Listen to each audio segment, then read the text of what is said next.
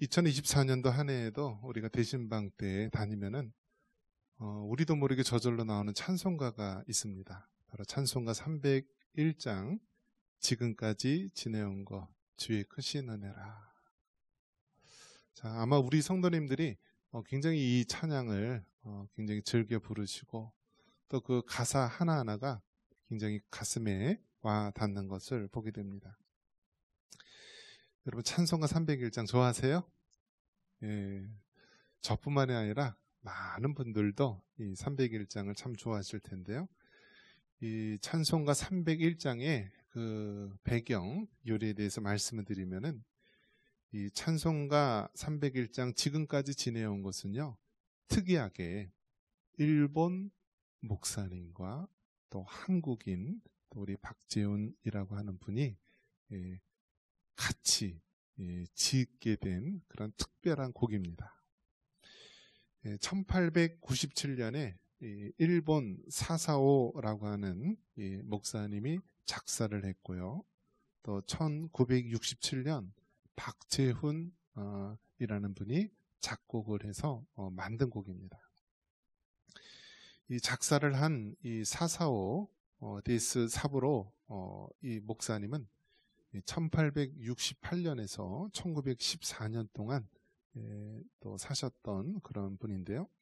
어렸을 때 불교를 믿다가 자라는 과정에서 이제 폐렴에 걸려서 죽을 뻔한 그런 고비도 몇 차례 넘겼다라고 합니다.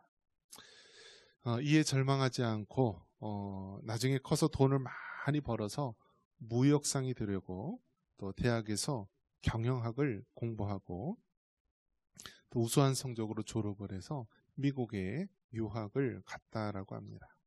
그래서 미국의 샌프란시스코에 가서 이제 하숙집에 머무르게 되었는데 그 하숙집 주인이 믿는 분이었다라고 합니다. 그러면서 한 전도 집회에 참여하게 되면서 바로 복음을 받아들이게 되고 예수님을 믿게 됩니다. 그래서 이 사사오 목사님이 고국인 일본으로 돌아가게 돼서 전국을 돌아다니면서 복음을 전하게 됩니다. 이렇게 해서 이분이 로마서 8장 28절 모든 것이 합력하여 선을 이룬다라는 이 말씀에 기초하여서 바로 작사한 곡이 지금까지 지내온 것 주의 크신 은혜라라는 곡입니다. 그 곡조 하나하나 보면은 하나님의 사랑과 은혜가 나타나 있고요. 또 합력하여 선을 이루시는 하나님께서 우리 각자의 삶 속에서 어떻게 역사하시고 또 시대 속에서 어떻게 역사하는지 말씀해주고 있는 것입니다. 지난 성탄절 2부 때도 제가 이제 특송을 또 했을 때 곡이 하나님의 은혜라는 곡이었습니다. 저도 개인적으로 2024년도 한 해를 돌아봤을 때 얼마나 감사한 일들이 많이 있었는지 모릅니다. 제 아들이 또 연천에 뿌리를 내리라고 또 연천 또 공무원이 되었고요. 또 개인적으로 또 제가 상담학 공부하는 것이 또 학술지 기재가 되어서 또 논문을 발표했었고 또 우리 출가한 딸이지만 또 평신도 사역자로서 우리 교회에서 같이 섬기고 아들, 딸, 사위까지 한 교회에서 하나님을 섬기게 된 것이 얼마나 큰 감사인지 모릅니다. 아마 저뿐만이 아니라 여러분 모두도 감사하는 그런 한 해가 됐을 줄 믿습니다. 자, 오늘 말씀의 제목 베드로의 마지막 인사말인데요. 이것을 다른 말로 한다면 유언이라고 말할 수가 있습니다. 사람이 죽기 전에 우리 가족들, 자녀들에게 또 중요한 사람들에게 마지막 말을 남기는 것이 유언이죠. 오늘 이 말씀의 본문이 베드로의 유언과 같은 그런 말이 되는 것입니다. 베드로는 세 가지를 우리에게 이야기를 해주는데요. 한번 따라해 볼까요? 천국을 사모하라.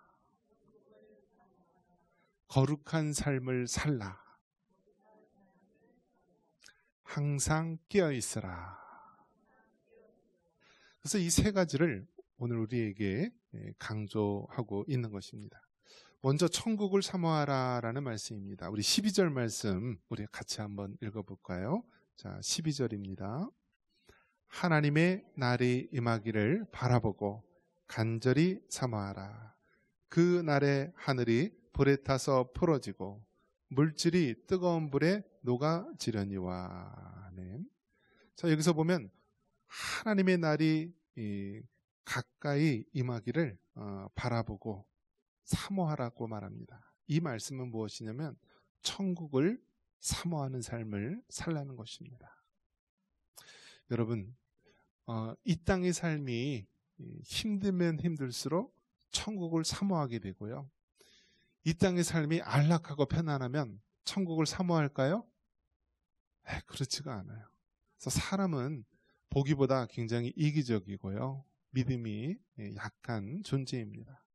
그래서 힘들고 어려울 때는 우리가 천국을 사모하지만 또 우리가 이 땅에서 살만하면은 우리가 천국을 사모하지 않는 경우가 많이 있습니다. 그래서 여러분, 나이가 들고 노년이 되었을 때 몸이 아파요, 안 아파요? 아파요, 안 아파요? 아프잖아요. 그래서 이제 나이가 드시면은 계단 오르는 것도 힘드시고 이 앉았다 일어났다 하는 것도 힘들고 모든 것이 힘들어요. 아프고 힘듭니다. 그러면 우리 마음속에 자연스럽게 어떤 마음이 생기죠? 천국을 사모하는 마음이 생깁니다. 그렇기 때문에 여러분, 몸이 아프고 힘들수록 이 땅의 삶이 고되고 어려울수록요, 여러분 천국을 사모할 수 있기를 바랍니다.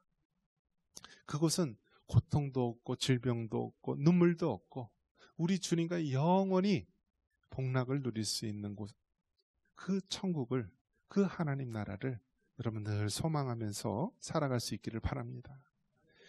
디모데후서 4장 7절에 보면 사도 바울이 고백합니다. 나는 선한 싸움을 싸우고 나의 달려갈 길을 마치고 믿음을 지켰으니 라고 말합니다. 여러분, 우리의 마지막 순간 나의 달려갈 길을 다 하고 하나님, 내가 지금까지 믿음을 지켰습니다 라고 하면서 이 땅에 마지막 인사를 남길 때 여러분, 그 마음이 어떨까요? 우리는 누구든지 하나도 예외 없이 이 땅의 삶을 마치게 됩니다.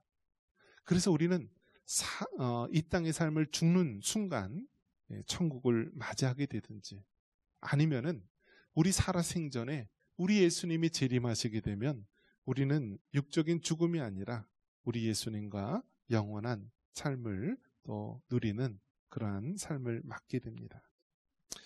여러분, 천국을 사모한다라는 것, 이것은 우리 믿음의 선진 사도 베드로, 사도 바울, 많은 믿음의 선진들이 천국을 사모하는 신앙으로 살아왔고요, 그 모든 어려움들을 이겨낸 것입니다. 여러분, 천국을 더욱더 소망하고 또 바랄 수 있는 여러분 되시기를 바랍니다. 자, 그 다음에 우리에게 주시는 말씀이 무엇이냐면 거룩한 삶을 살라는 것입니다. 우리 14절 같이 한번 읽어볼까요? 14절입니다. 그러므로 사랑하는 자들아, 너희가 이것을 바라보나니 주 앞에서 점도 없고 흠도 없이 평강 가운데서 나타나기를 힘쓰라. 아멘. 우리가 천국에 갔을 때 하나님께서 천국에 있는 백성들을 뭐라고 표현하냐면 흰옷 입은 그러한 하나님의 백성으로 표현을 합니다. 흰옷 입은 많은 무리들이 하나님을 찬양하는 모습, 이것이 바로 천국의 진정한 모습이기도 한데요, 우리가 천국 백성, 하나님 나라의 백성이 되기 위해서 우리는 하나님 앞에 거룩하고 정결하고 성결한 성도가 되어야 하는 것입니다. 거룩에 대해서 이야기할 때 우리가 이 땅에서 사는 동안 얼마나 많은 예배를 드립니까? 또 한 해의 마지막과 시작, 송구, 영신 예배도 우리가 이렇게 끝과 시작을 예배로 드리게 되는데요, 예배는 무엇입니까? 그 하나님 앞에 우리 자신을 산 제물로 드리면서 거룩한 삶을 드리는 것입니다. 출애굽기 3장 5절에 하나님께서 우리에게 말씀하실 때 뭐라고 얘기합니까? 하나님이 이르시되 이리로 가까이 오지 말라. 내가 선 곳은 거룩한 땅이니 네 발에서 신을 벗으라. 우리 한번 같이 한번 고백할까요? 네 발에서 신을 벗으라. 하나님께서 모세를 부르실 때요, 딸기 나무 가운데, 불꽃 가운데 하나님이 임재하십니다. 이 모세가 그것이 어떠한 것인지 모르고 다가갔을 때 하나님께서 멈추게 하십니다. 그리고 네 발에서 신을 벗으라고 말합니다. 이 말은 무슨 뜻입니까? 거룩하신 하나님 앞에 나아갈 때 우리가 세상의 때, 세상의 죄된 것을 가지고 나아가지 말라는 것입니다. 즉 우리 신발을 세상의 이곳저곳을 밟고 다니며 더럽혀진 우리의 모습 그대로 하나님 앞에 나아갈 수 없다라는 거예요. 그래서 네 발에 신을 벗으라. 즉 우리의 모든 죄악, 혈기의 죄, 정욕의 죄, 교만의 죄, 기도 쉬는 죄, 불순종의 죄, 모든 죄들을, 그 죄악된 모습들을 다 벗어버리고 하나님께 거룩으로 나오라는 것입니다. 그런 면에서 여러분, 우리가 늘 주님 앞에 나아갈 때 여러분의 마음의 죄악을 다 벗어버리고 성결의 모습으로 나아갈 수 있기를 주님의 이름으로 축원합니다. 그리고 사도 베드로가 뭐라고 얘기하고 있습니까? 항상 깨어 있으라 말합니다. 우리 17절 같이 한번 읽겠습니다. 그러므로 사랑하는 자들아, 너희가 이것을 미리 알았은즉 무법한 자들의 미혹에 이끌려 너희가 굳센 데서 떨어질까 삼가라. 아멘. 사도 베드로가 유언과 같은 마지막 말을 할 때 굳센 데서 떨어질까 삼가라 라고 말합니다. 이 말은 영적으로 항상 깨어 있으라라는 것입니다. 한번 따라해 볼까요? 영적으로 항상 깨어 있으라. 오늘 이전에 그대 여러분, 우리가 영적으로 깨어 있어서 하나님 앞에 나온 줄 믿습니다. 여러분, 우리 주님이 언제 오실지 우리는 알 수가 없습니다. 그래서 늘 깨어 있어야 하는 것입니다. 마태복음 25장에 보면은 열처녀 비유가 나옵니다. 10명의 그러한 신부가 나오는데요, 5명은 미르나에서 등잔에 기름을 준비하지 않고 5명은 등잔에 기름을 준비합니다. 그러면서 시간이 흘러서 이 깜빡 졸음이 들게 됩니다. 저 멀리서 신랑이로다라는 이야기를 들었을 때 5명의 슬기로운 처녀는 등잔에 기름을 예비해서 그 즉시 신랑을 맞이하러 갑니다. 반면에 등잔에 기름을 예비하지 못한 5명이 미련한 신부는 그 혼인 잔치에 들어가지 못하고 맙니다. 이것은 우리에게 무엇을 얘기합니까? 우리가 마지막 때가 되면은 우리 예수님께서 다시 오실 것을 압니다. 그런데 그 날과 그 때를 우리는 정확히 언제라고 말할 수가 없습니다.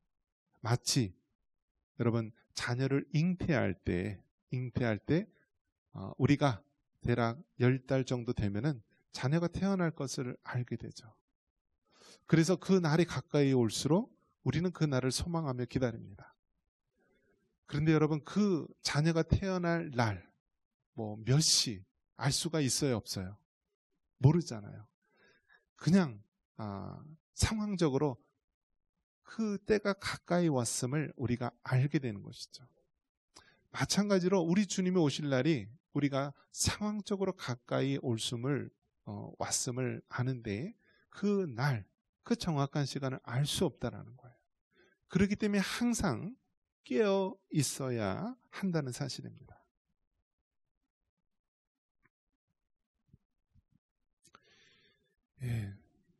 이틀 전인가요? 전라도 무안 공항에서 제주 여객기가 추락을 하게 됩니다. 그 이제 나중에 자세한 보고가 나와야 되겠지만, 비행기가 이제 착륙하는 과정 속에서 이제 버즈 스트라이크, 즉 새가 엔진에 빨려 들어가 가지고 엔진이 이제 화재가 나면서 고장이 난 것으로 우리가 추정하고 있습니다. 그래서 이 버즈 스트라이크, 새가 엔진으로 빨려 들어가면서 엔진이 큰 게 두 개가 있는데 한 개가 불길에 휩싸이게 됩니다. 그래서 이 비행기가 이제 착륙을 1차로 시도하다가 또 실패해서 갑자기 또 2차로 시도를 하는데, 랜딩 기어, 이 바퀴가 내려오지 않아서 동체 착륙을 하게 됩니다. 이 활주로가 한 1800m, 정확한 또 거리는 우리가 알 수 없지만은 그 긴 활주로가 있는데 동체로 착륙하다 보니까요 계속 미끄러지는 거예요. 미끄러지는데 마지막 이 끝자락에 보면은 거기 이제 비행기를 안내해주는 그러한 안테나가 있고요.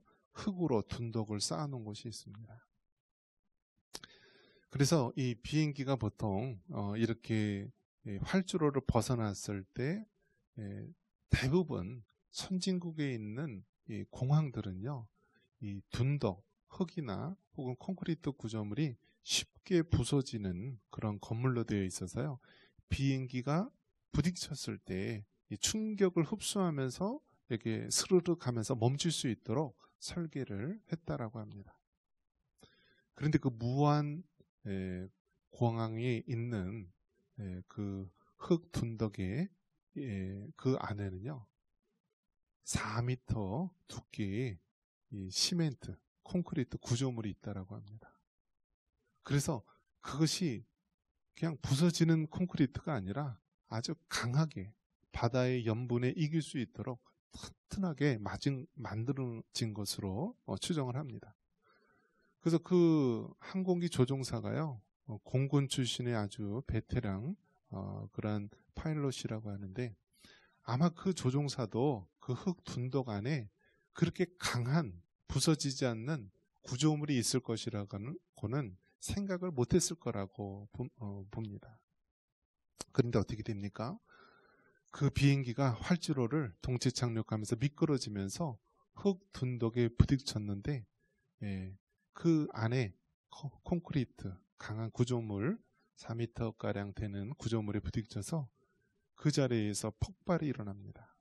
그래서 그 비행기에 181명의 사람이 타고 있었는데요.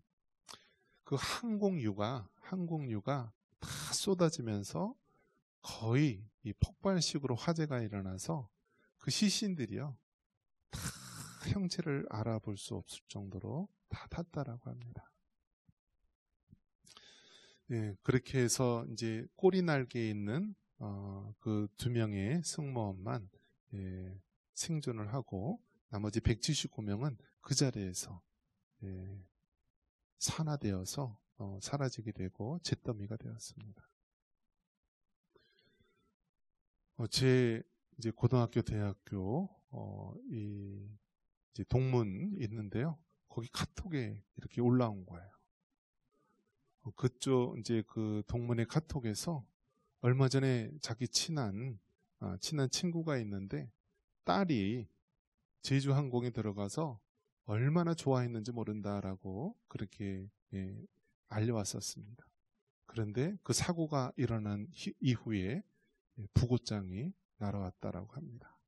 그러니까 그 제주항공 승무원이었던 것이고 이번 사고로 같이 이제 운명을 달리하게 된 것이죠.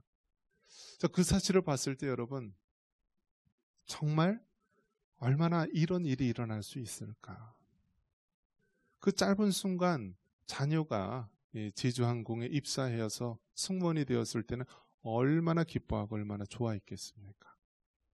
그런데 그 기쁨도 잠시 곧 자녀의 부고장을 돌리게 되는 그 모습, 그것을 봤을 때 정말 우리가 하루하루 살아가는 것이 하나님의 보호하심과 하나님의 은혜가 아니고서는 살아갈 수 없음을 우리가 고백할 수밖에 없습니다.